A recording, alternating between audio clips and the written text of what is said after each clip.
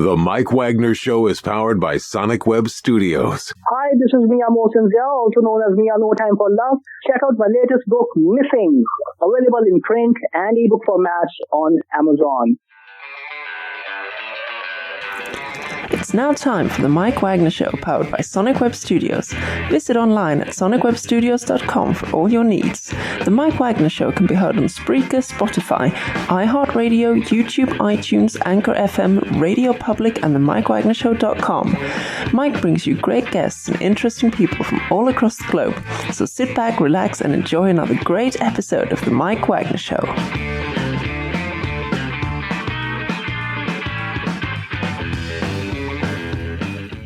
Hey everybody, it's Mike from the Mike Wagner Show, powered by Sonic Web Studios. Visit online at sonicwebstudios.com for all your needs. Looking at a professional website without breaking your budget? Sonic Web Studios is the answer. Sonic Web Studios offers fast, affordable custom web designs that blow the competition away. Call today, 1-800-303-3960. That's 1-800-303-3960. Or email to support@sonicwebstudios.com. Mention the Mike Wagner Show, get 20% off your first project. Sonic Web Studios, take your image to the next level. Also, time to give official shout out to our official sponsor of the Mike Wagner Show, international award-winning author Mia Mosensia. If you love fast-paced mysteries, you'll love Missing by Mia Mosensia, available on Amazon in paperback and ebook.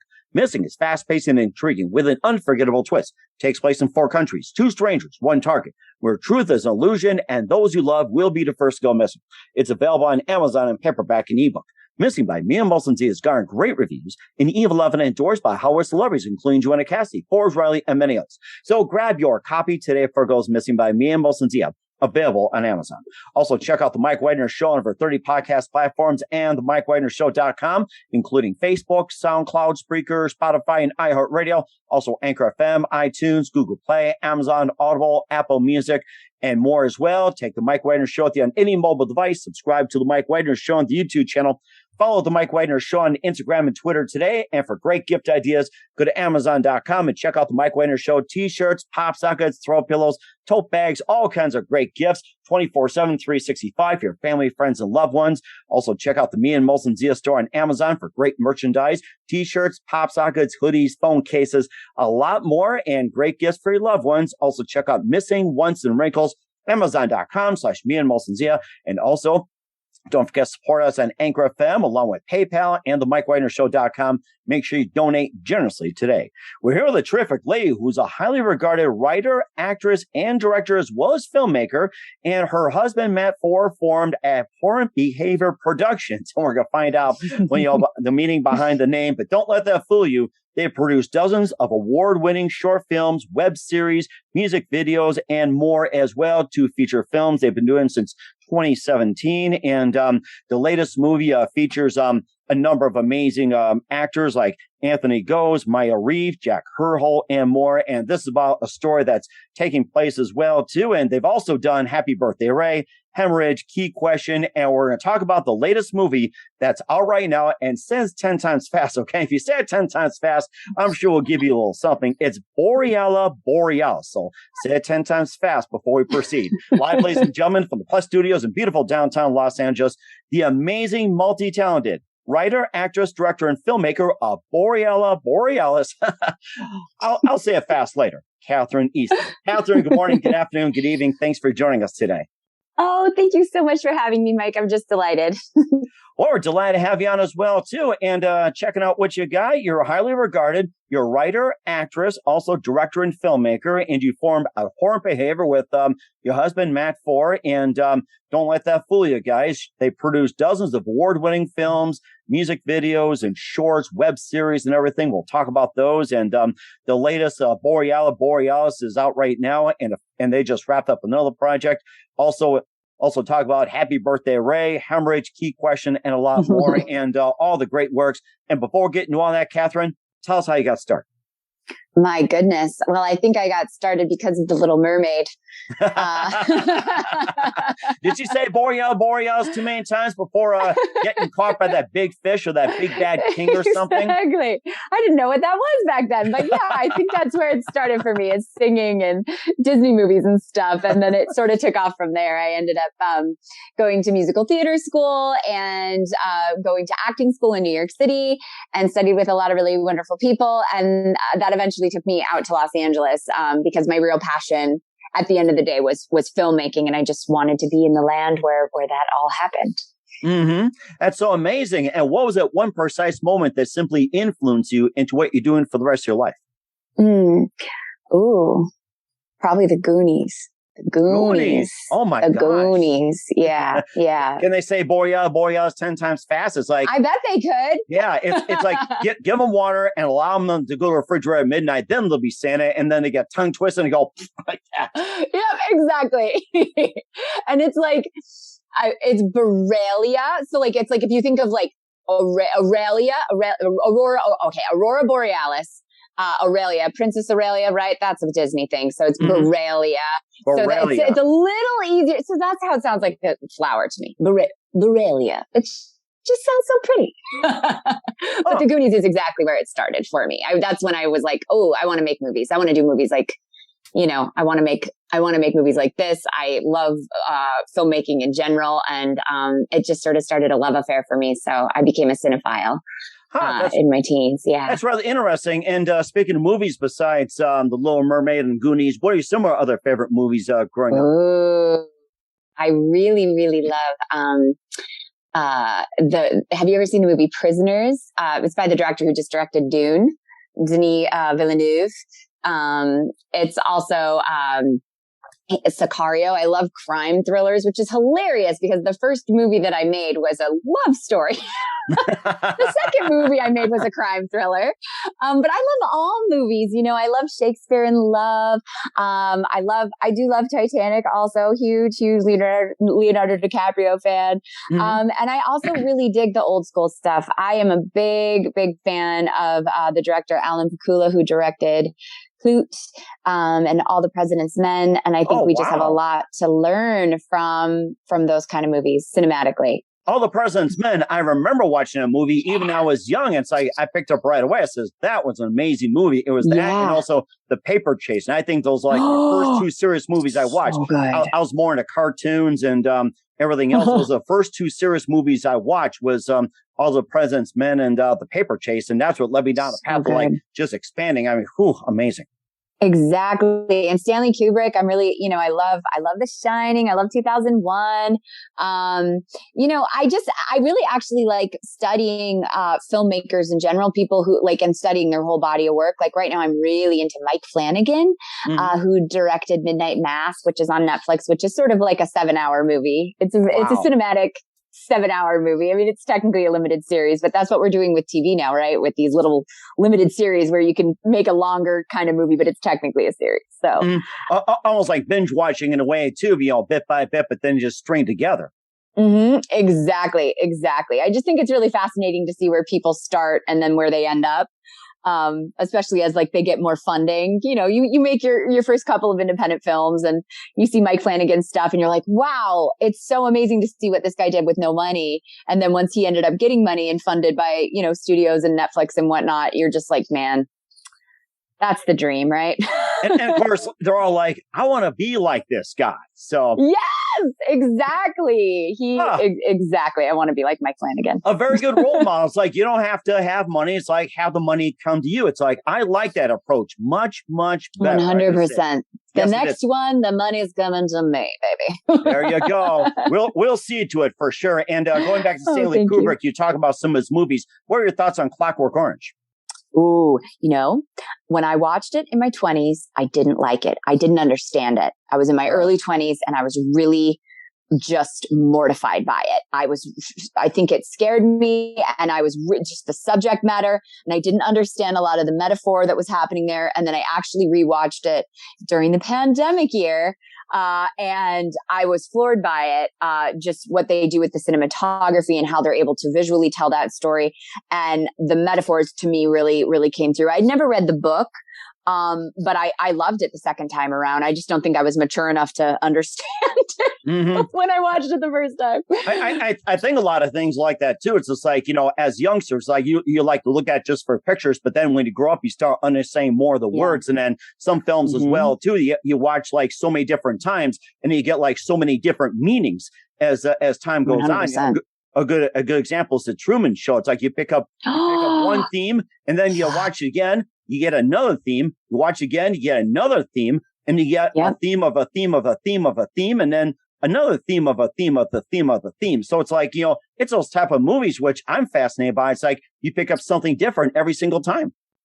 Oh my gosh. And look at how like the Truman Show has aged as well. That came out, I think in 98 or 99, like right before crazy computer stuff, social media, like it's so fast, and reality TV, and the way that because we're all voyeurs now. We all go on social media and we look at other people's lives that we don't even know. And that's normal, but that's kind of weird. If you told someone that 20 years ago that that's what life is going to be like now, that's weird.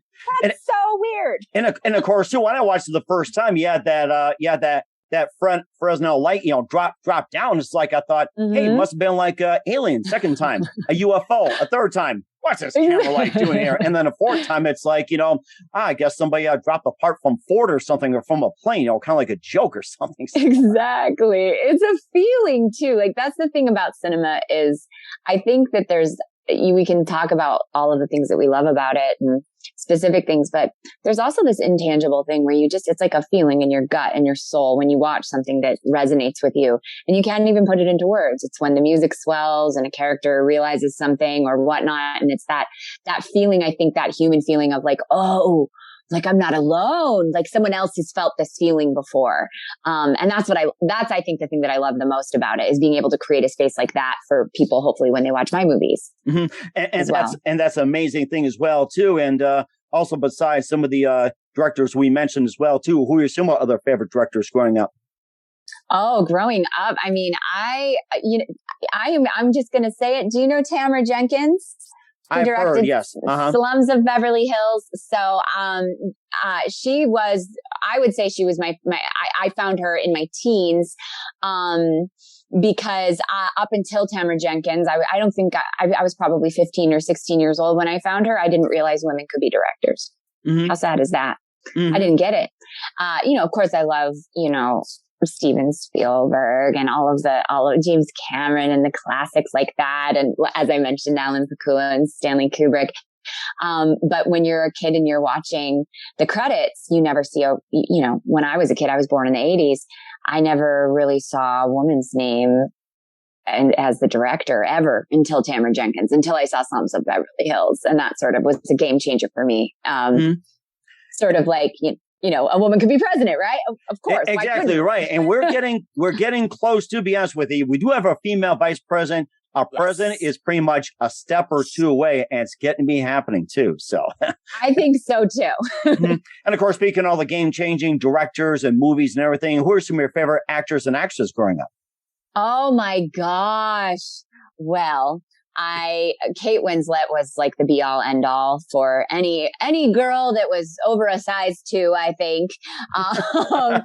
She was just the most magical. I absolutely was in love with her. And I really, as far as actors are concerned, I have like a really huge crush on Josh Brolin. And so I would watch a lot of his movies as well. Oh my gosh. But and Kate Blanchett. And I mean, a lot of the British actors, I have to say. And I did have Leonardo DiCaprio all over my walls. Wow. As a teen. It was just his face everywhere, from magazines everywhere. And a lot as well too. You got some amazing actors and actresses in your movies. You also got Happy Birthday Ray, Hemorrhage, and also Key Question. And we'll talk about borreliaborealis. Did I get that right this time? Borrelia. Okay. All right. I can make a little note here. Sometimes the English language is a little deceptive. So we'll talk about really hard word. Oh, yeah, that's why it's a tongue twister. Borreliaborealis. We'll talk about it in just 1 minute. We encourage everybody to practice 10 times fast before we put you to the test. But first, listen to the Mike Wagner Show at the MikeWagnerShow.com, powered by Sonic Web Studios. Visit online at sonicwebstudios.com for all your needs. Looking at a professional website without breaking your budget? Sonic Web Studios is the answer.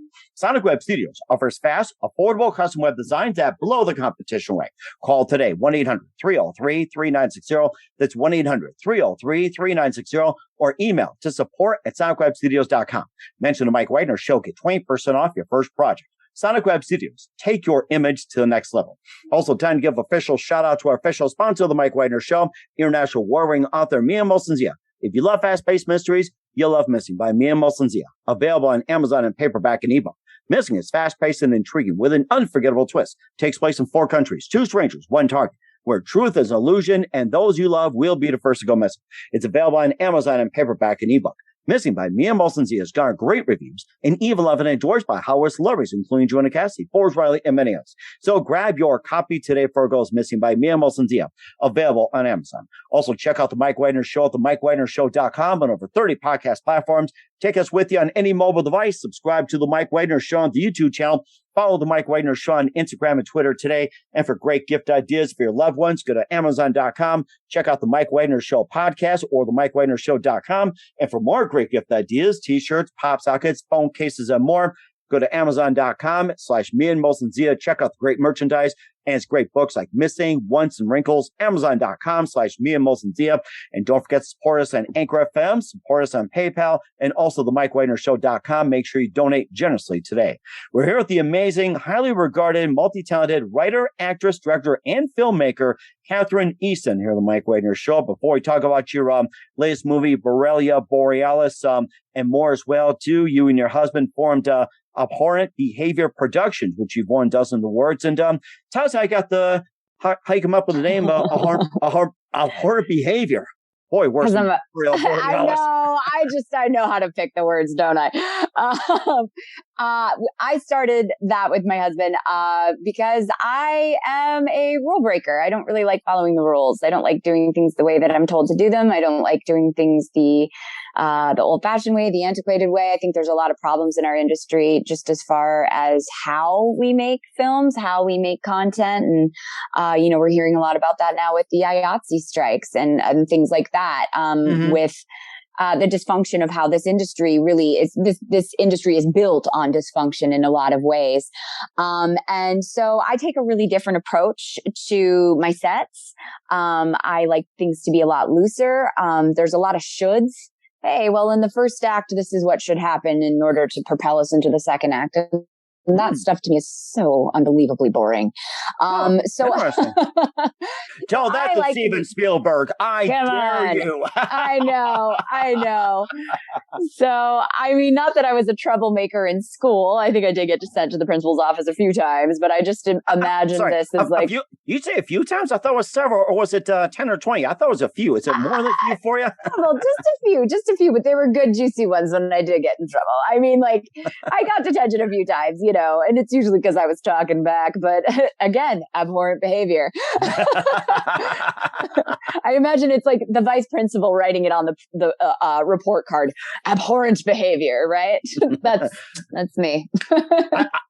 I will display abhorrent behavior 100 times. So it's great. Like, because also I think it also stemmed from the fact that making things low budget is very hard if you don't have certain resources or favors. And I really wanted to prove that you don't need a lot of money to do really great things, to do really fun, exciting content. You just really need to have heart and have a really good idea and have wonderful people around you, and really great art can come from that. And you don't need, $50 million. Of course, that would be nice if someone would like to give me 50 million, please. I would love that. But you really don't need it. We overcomplicate these things. I like to simplify the process. Mm-hmm. And also, how'd you first meet up with Matt Ford when it comes to production before that? Well, we met in an elevator, and we were actually on a film shoot together, and then the rest is history. We, he works as an independent cinematographer, and I also, I have had plenty of jobs as a writer, as an actress, as a director in other ways, but this was a way for us to sort of control what gets put out there. We wanted to make movies that we would want to see, and especially now I think the movie industry, I mean, we're coming back after COVID, right? But just seems like it's a lot of studio movies, and they are wonderful. But it does feel like, as far as independent film is concerned, as far as festivals and whatnot, it's like you've got your big studio movies and then you've got your Sundance type movies, which are funded by sometimes studios. Right. So yeah. We don't need to say the word or we risk getting censored. So I know how that goes. I mean, it's like an independent movie is $20 million or less. And it's like, to me, I'm like, no, that's no. If you have $20 million, that there should be a different category for that. So exactly. I kind of really want to bring back that grassroots, independent spirit for real, in a real way. And of course, you've also won dozens of awards in the process as well, too. That you also won, dozens of awards, including short films, web series, music videos, and you got also 2 feature films in 2017. You also did Happy Birthday Ray, Hemorrhage, Key Question, and tell us about those films. And if you got some more you'd like to talk about, feel free to do so. Lovely. Oh, thank you so much. Well, Hemorrhage and Happy Birthday Ray, they were each short films, but they also were scripts. So those are my 2 scripts, feature scripts, that made it to the Academy Nickel quarterfinals list, which they usually have around 10,000 submissions a year. And each year they whittle that down to about 300. And then they whittle it down to about 100 and then to about 5. And so if you make it into, that category, I ended, which is, tough to do. I'd been trying to do that for a while, and I've made that twice now, into the quarterfinals category. So, a script of 300 of 10,000. But that also ties into the abhorrent behavior thing, honestly, because, again, this industry, wants you to believe that these things matter. I'm not saying they don't. They do. It is really great to be on those lists. But those lists, prestigious as they are very, by the book. You basically read the book on how to write a really great script. And it's sort of paint by numbers, and you do it that way. And then you can make these lists, and that's really wonderful. I'm not diminishing that, but a script is not a movie. And that is what I have found out in the past 2 years, making 2 actual feature films myself. I had to throw away the book on all of that. Wow. And so I made a very different approach, and instead, I know how to write a script. I've sold scripts. I love writing scripts. And it's an art form. But as far as acting in my own material and directing my material at the same time, I needed a different method. And I also really wanted to empower my actors, because that's the thing too.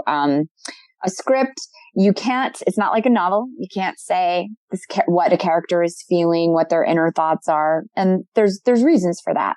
However, as an actor, when you're trying to sell something, when you're trying to be a character, you need all the information you can get, right? Mm-hmm. And so I decided I would write outlines instead. So I would do these really, really long outlines where I would write dialogue in, allow the actors to improv as well if they would like to. Keep it loose, keep it fresh. But I included pictures and references and art pieces so they could really feel and taste what the world looked like, you know? Oh my goodness. So that's a very interesting approach. I've never heard of it. And you're right. It's like, everything done by the book. You got to read your line exactly, or the director is going to fire you, and improv, look at the pictures. I love that approach. That's so amazing. Wow. Thank you. Yeah, it really, it was kind of a crapshoot. We did the first one in the pandemic, and it was a lot of actors doing Zoom calls because everyone was locked down. And it was really more out of necessity because I just desperately wanted to tell this story. But I also knew that there was a lot more inside of me that wasn't going to necessarily come out. If I were writing it, I was going to need to experience it. And so that is what we did. And so we shot me experiencing it with these actors with a very structured outline. And that's why when you watch the movie, there are moments where you're like, oh boy, that feels a little real there. And it's because it is. My goodness, that is something. And of course, we talked about Happy Birthday Ray, also a Hemorrhage, Key Question. Also, too, that you're also, what was it? It's Quarantine with Van, and also Abandoned and Good Grief, and, a little more as well, too. Like I said, if you want to throw some more out there to talk about, feel free to do so. You are so wonderful. Yes. So, Let's see. Well, Key Question is actually, I was hired by Legendary Studios to direct that. That's a series that starred Marisha Ray and Matt Key, who are really big stars in the Critical Role. I don't know. I'm sure some of your listeners are Critical Role fans. It's a niche. It's like Dungeons and Dragons, but they have millions upon millions of followers. And so you enter this world where I didn't know that world, but they are beyond celebrities and, like millions of followers. It's very exciting. And so it was very cool to just be able to direct that and also just to get paid to direct and to be hired Nice. to direct. And so, and it was really cool to get a paycheck that said Legendary Studios on it. You know, I mean, come on, that's awesome. It was my first experience working with like a really larger crew. And so I felt like it was a really good learning experience, and I'm really happy with what we got there. Yeah. So that was on the Alpha Network a couple of years ago. And yeah, we've had we did a web series. It's Food with Vanessa Charbon, and it's Quarantine with Vanessa Charbon. And that okay. All right. I was just trying to read. I should have improvised. Oh my God. No, it's okay. It's a silly character that I made up that, is like a former beauty queen that just doesn't get it. Maybe she's aging a little bit. Maybe she's a little past her prime. Kind of a bit of a fame whore, needs attention, has a public access show. That's how we motivate it. But the funny thing about public access. Yeah, God, that's so 80s public access. It's so 80s. Yes. And because she got a DUI, that was what she did. That was like how she paid back the county, because she comes from a really small town. So she's like a little celebrity, you know. She was Miss Arizona 2004.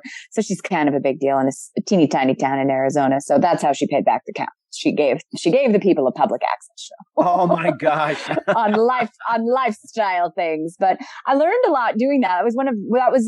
Using that format, because she talks directly to camera. I'm Vanessa, by the way. Okay, Vanessa. She talks directly to the camera, like in a confessional style, sort of like The Office. But then it's like commenting on the action that's happening, where it's like, oh, she's going to do an at-home spa day, or she's going to bake a creme brulee, or she's going to, you know, it's educational, right? And yes. Using that format actually is what catapulted me into the idea of doing Borrelia borealis as a film, because we needed a way to motivate telling the story with just me, because there was no one in our apartment. There was because of the pandemic, it was pre-vaccine. No one could come over. So of course you don't want to make a 90-minute movie of just Zoom calls. So there are Zoom calls in the movie, and they comment on things, but they're few and far between. Not few and far between, but it's not you're not looking at a Zoom screen the entire time. It's shot very cinematically. And so we had a very lovely cinema camera with my cinematographer husband, and he was able to really get some beautiful, gorgeous shots, celestial things. It's about astral projection. So it's like we've got some laser light shows. Honestly, Mike, I haven't done it, but I do think it would be a fun movie to just like go. And if you do enjoy a little edible here and there, it would be a fun movie to do that with. Oh my gosh, that'd be something. We'll talk more about Borrelia borealis in just 1 minute, along with what's coming up. You listen to The Mike Wagner Show at themikewagnershow.com, powered by Sonic Web Studios. Visit online at sonicwebstudios.com for all your needs. Also brought to you by our official sponsor, The Mike Wagner Show, international war-wearing author Mia Molson-Zia Missing, available on Amazon and paperback and ebook. And check out The Mike Wagner Show at themikewagnershow.com. We'll be back with the amazing, multi-talented writer, actress, director, filmmaker, Kathryne Easton, after this time out. The Mike Wagner Show is powered by Sonic Web Studios. If you're looking to start or upgrade your online presence, visit www.sonicwebstudios.com for all of your online needs. Call 1-800-303-3960 or visit us online at www.sonicwebstudios.com to get started today. Mention The Mike Wagner Show and get 20% off your project. Sonic Web Studios. Take your image to the next level. Hey everybody, my name is Forbes Riley, and I'm an American actress and a TV host. And I was delighted when I got my copy of Missing, which is Extraordinary Relation of Ordinary People, based on a real life relationship. It's well written. It's amazing. It talks about a man who has lost his wife and his daughter, and it's very well done. I'm going to highly recommend that you go get your copy of Missing. It is a powerful, exciting read. Mr. Mian Moshe Zia. He is the author of Missing. And I want to give a big shout out and a kiss all the way halfway around the world to my dear friend. Check him out at Mia's website. It's called www.miamoshenzea.com. Missing, available on Amazon. Again, I'm Forbes Riley, and I will see you again soon. Bye-bye. Hey, this is Ray Powers, and boy, are you in luck. Right place, right time. Tuned in to the Mike Wagner Show. You heard me. We're back with the highly regarded writer, actress, director, filmmaker, Kathryne Easton of Borreliaborealis here on the Mike Wagner Show. And it's been a well-received film, by the way. And, tell us more about Borreliaborealis. And, it was shot during the pandemic and also just has some issues as well, too. And, tell us more about that. It sounds like an amazing film. Thank you so much, Mike. You're so kind and sweet. Thank you. I try. Oh, you do. I appreciate it. Well, it came about. I didn't plan it. Like most things in my life, I feel like I'm a planner and I write for years and, we'll do this script. And, life happens. And I was diagnosed with Lyme disease in January of 2020. And then the pandemic, March of 2020 happened. And it was revealed to me that I had Lyme disease for 25 years and it went undiagnosed. Wow. Yeah. And so I was really going through it just because, I had all these mysterious things that were happening and I was ill. I was very ill. I had a lot of inflammation in my body, had a lot of brain fog. I was in pain. There were just so many things that weren't explained. And so I was really angry and really confused, just by that entire situation. And I needed to put it into something positive, which for me is always art. Art is a really great way for me to be able to express myself. And I know there's also a lot of people out there that have autoimmune problems. Even you can include long COVID with that now. There's a lot of similarities with the extra things, the symptoms that you have. And so that's when I wrote the outline. And I just reached out to every wonderful actor that I knew and asked if they would work for basically nothing, and call in. And I asked one of my very responsible friends, who's a wonderful actress, Maya Reeves, to play my doctor. And she's so good in this movie. People thought she was an actual doctor. Oh my gosh. They're like, is that your doctor? You're real? I'm like, no, she's a wonderful actress. Like, yes, I do. I am a doctor. I do play one on TV. Thank you very much. I do play one on TV. And then the wonderful Anthony Goes, who plays my love interest in this movie, who's just a very, very dear friend of mine. He would shoot, at night after he put his baby to bed.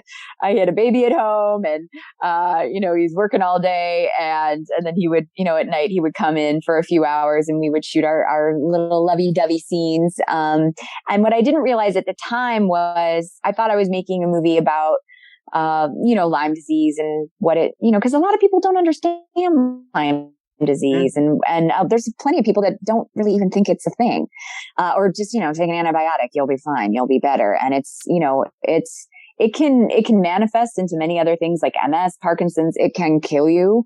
And you have to just really take good care of yourself. And so I wanted to talk a lot about that, but then it ended up sort of being de facto therapy in a way. Because also here we are, we're all shut down in this pandemic. We can't really see people. We can't talk to people. And so a lot of the conversations that we would end up having that we got on camera, were just things that, were really important to me at the time. I was sorting through a lot of, past issues, trauma, which there's a huge trauma tie-in with Lyme disease. Mm-hmm. And I really think it's important that we talk about that. And I'd never seen a film like that. So I basically just let myself be the canvas, which was really scary. I don't necessarily recommend it. And it sounds so corny. But when you're watching the movie, you're experiencing me get well and come back into my body after 25 years. And of course, that's where astral projection comes in.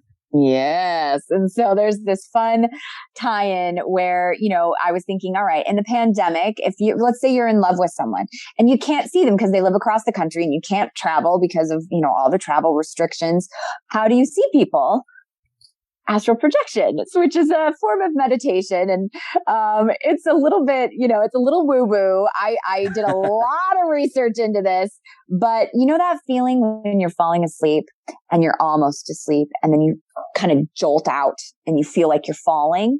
Mm-hmm. That is what they say is like the beginnings of astral projection. Because when you, so when you fall asleep, and your conscious is sort of, it's resting, your body is resting. When you're dreaming, it's said that your mind, your consciousness leaves your body and goes and plays in other astral realms. And that's what dreaming is. This is, and if you meditate, this is something you can achieve. Now, I have tried this and I have not achieved that, but I do know what it's like to dream. I know what dreams are like, fantastical dreams. And so that's what I was trying to sort of create too, because we shot this movie in a 1-bedroom apartment. Oh, wow. And you wouldn't know it. We decorated every single wall differently. And we shot every single crevice you could think of, this little corner, that little corner.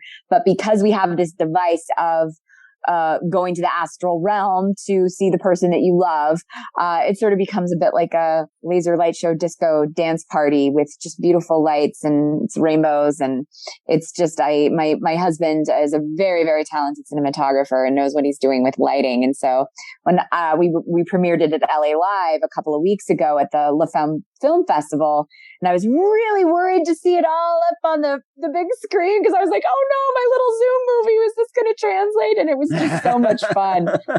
It did, so, and that's a testament to my husband, the wonderful cinematographer. So. Oh my gosh, that's so amazing. You talked about earlier when you're dreaming, all of a sudden you wake up. I seem to have these dreams where I have something like that. It feels like it fell like, 3, 5, 7, 10 stories. You wake up, it's like, oh my gosh, you think you're falling. And I think to myself, either something's about to happen or you had too much pizza. It's one of the two. So. It's one of the two. It's serious. It's usually, it could be both, honestly, Mike. Mm-hmm. And I've had happened before too. So word to the wise. Never eat pizza before you go to bed. And you don't have to have those dreams. So exactly. No. Yeah. Highly recommend. Okay. And of course, where can we find borreliaborealis at? Well, we got a distribution deal and it is being distributed through Freestyle Media. And we are going to be released on January 18th. Nice. So just in a couple of months. And so it'll be on VOD streaming platforms. And so do a little Roku search, a little Apple search, it'll pop up and you'll be able to rent it or buy it. So I'm really proud of it. And I really, I stand by it and I'm really excited to be able to show it to people because we also have a lot of really fun music in there. And it's just, I think it's a testament to, independent filmmaking in general. And I hope that young people can watch it and be inspired and say, okay, all you need maybe is $1,000 and a toothpick and a Q-tip and some Scotch tape and you can do it. You can do it. That's all you need. MacGyver it. Yeah, MacGyver it. I was just going to say that was my favorite movies. I actually picked up some of that stuff. And I think they said a thing about gum explained all these ingredients and that's what's used to do this, do that. Never use it. For that. It's like, I feel like I was going to science class and here he is. Yeah. Ex-hockey player. It's like, what does he know about it? And it's like, I give credit to him and I use it to for all kinds of things. I mean, who needs to go to a hardware store? You can use just chewing gum. Just gum. Yeah, you can hold. Yeah, absolutely. That's my, just how I look at life is just MacGyver it. Just MacGyver it. You'll be fine. There you go. And of course, speaking of your movie Borreliaborealis as well too. And where else can we find your other movies like Happy Birthday Ray, Hemorrhage, Key Questions, and where can we find all your other works at? Well, so Key Questions should be up on YouTube. That was originally on the Alpha Network, but the Alpha Network is no more. So I believe it's up on YouTube. And the others are short films. Those are not features. So the short films are on Vimeo, on YouTube. You can find them. They're, they're good little pieces to, we talk about like the origins of filmmakers, like interesting to watch to see where we started and where we're at now. It takes a while. It does. It takes a long time, but okay. I feel, All right, sounds very good. Well, check those out. We're here with Kathryne Easton, borreliaborealis, here on the Mike Wagner Show, the very talented, highly regarded, award-winning writer, actress, director, and filmmaker as well, too. And just a few more minutes here. We'd love to have you back in 2022 and beyond. And you also just wrapped up another feature as well, too. And tell us more about that. Because I lost my mind and thought, while I'm trying to sell my first movie, I'll make another one. But I had to. Mm-hmm. So valleyheart it's totally different from Borrelia. It uses a lot of the same cast members and some really wonderful new cast members. But it's about my experience in Los Angeles. Wow. As an actress, I really am obsessed with the movie Chinatown, which is a Roman Polanski movie. Yes. Yeah. Oh my gosh, what a classic. Yeah. It's so good. And they touch on the history of Los Angeles and how corrupt it is. And it really is. And, arguably a lot of America is corrupt, but Los Angeles in particular is sort of a city that is built on a lot of broken promises and a lot of, just lies and crime. And, there's a lot of people that live in that city, and there's a lot of dreams that live in that city. And my experience with it has been more in particular in the Valley. And in the past year or so, I was assaulted twice. I was nearly mugged twice. Oh, no. No, it's okay. You live, you learn. But I had it made me start contemplating the things I had given up on the way to the dream, right? And how Los Angeles changes your brain fundamentally. When you leave Los Angeles after you've lived here for a while, you feel weird. You don't feel like you really belong anywhere else. You go and you can enjoy places, but the way that this city sort of messes with your brain and the way that, Hollywood, is really insidious and really frightening. And so I was sort of looking around my neighborhood going man, I don't know. There's some shanty towns here now. We got a lot of tents and, we have, maybe some criminal activity going on, that's very obvious. And I just was fascinated by it. And so I wanted to really write about, what have the last 10 years what have I learned in the past 10 years? I've technically lived in Los Angeles about 13 years. Mm-hmm. You win things, you lose things, you have love, you lose love. And it's all in this pursuit of this dream of being in the movies, and everyone's got a story. And so that's where it sort of started for me. And so it's a crime thriller, it's loosely based on a few things I've maybe have or have not experienced or witnessed, possibly in my own apartment building. Again, I live in the Valley. A lot happens there. And so this time we had a little bit more of a budget. And so we were able to fly out some of our favorite actors, and it was a much more structured script, but still allowed for improv. And it is very To Live and Die in LA, Chinatown, like you said, All the President's Men, that is the vibe. That is amazing. So looking forward to it. And when can we expect Valleyheart to come out? Oh, I hope at some point next year. We are in the middle of post-production right now, but we're already talking to distribution companies, and we are pushing for a theatrical run because it is a theatrical film and it deserves a big screen. Oh, it sounds like it too. I can't wait. And what else can you expect from you in 2022 and beyond besides Valley? Wow, this is so exciting. Thank you for asking. I'm currently working on an elevated horror film right now called Sacred Feminine. I say elevated horror because it's not like a slasher movie. It's not, it's not Friday the 13th. Although I love Freddy. I love those movies. But I'm setting out to make something a little more, along the lines of, Midsommar, or The Shining. Mm-hmm. More Here's like that. Johnny. Exactly. A little more, existential horror, slow burn. That's what I love. Mm-hmm. And that's the stuff that I think is really scary. And that is about feminine power, Mike. It's about feminine power and how much of it we have and how much of it we don't use. That's rather interesting. We're so looking forward to it. And who do you consider biggest influence in your career? Oh, the biggest influence in my career. Wow. That is a really, really interesting question. I would have to say, I've got a couple. Can I name a couple? You sure can. You can do a few. You can do several. How many you like? Okay. I have to say my dad, even though he had nothing to do with the film industry at all. But he never gave up on what he wanted to do. He was a professor at Syracuse University. He's the hardest worker on the planet, and gave me my work ethic, and to not accept no as an answer when someone says, when someone shuts a door in your face. Mm-hmm. So I feel like I learned a lot just by way of like my grit and my my inability to be like, all right, no, we're going to keep going. We may be down, but we're not out, right? Cause you got to have that kind of spirit out here.